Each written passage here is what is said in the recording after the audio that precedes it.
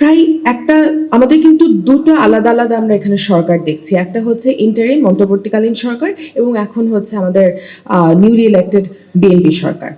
এবং আমরা অন্তর্বর্তীকালীন সরকারে যেটা দেখেছিলাম যে যখন 5ই আগস্টের পরপরই আমরা একটা মালিকানা বদলের একটা হিড়িক দেখেছিলাম।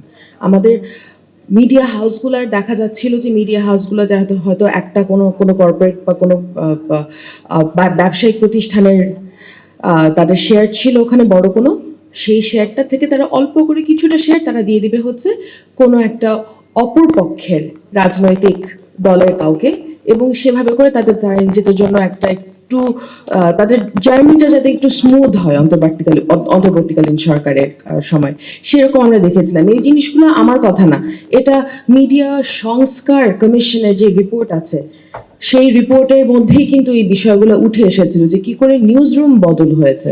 নিউজ রুমের ভিতরে মানুষজন যারা হয়তো আগে একটা বিশেষ দলের হয়ে তাদের রিপোর্ট করতে হতো, এখন অন্য দলের হয়ে তাদেরকে রিপোর্ট করতে হচ্ছে।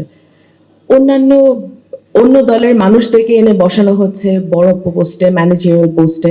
এরকম জিনিসটা আমরা আমরা আমাদের আমাদের সংস্কার কমিশনের রিপোর্টেই দেখে এসেছি।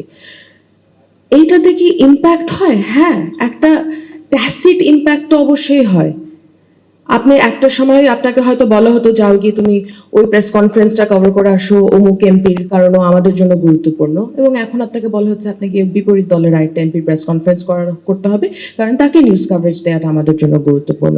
সেখানে সাংবাদিকটা কিভাবে ডিসাইড করবে যে এই প্রেস কনফারেন্সটা তার জন্য কভার করাটা কি আসলেই নিউজ ওয়ার্দি নাকি না, সেই ডিসিশনটা তো সাংবাদিকের নিতে হবে, কিন্তু সাংবাদিক সেই ডিসিশনটা নিতে পারছে না। এটা তার মানে যে সকল কর্পোরেট হাউসে একই অবস্থা সেটা না। কিছু কিছু কর্পোরেট হাউস অবশ্যই নিজেদেরকে এগুলো থেকে বাফার করতে পারে, তারা যে কোনো ধরনের চেঞ্জ থেকে তাদেরকে নিজেদেরকে বাফার করতে পেরেছে, এবং সুতরাং তাদের মিডিয়াগুলো এখনো তুলনামূলকভাবে স্বাধীনতা তারা আসলে এনজয় করছে। কিন্তু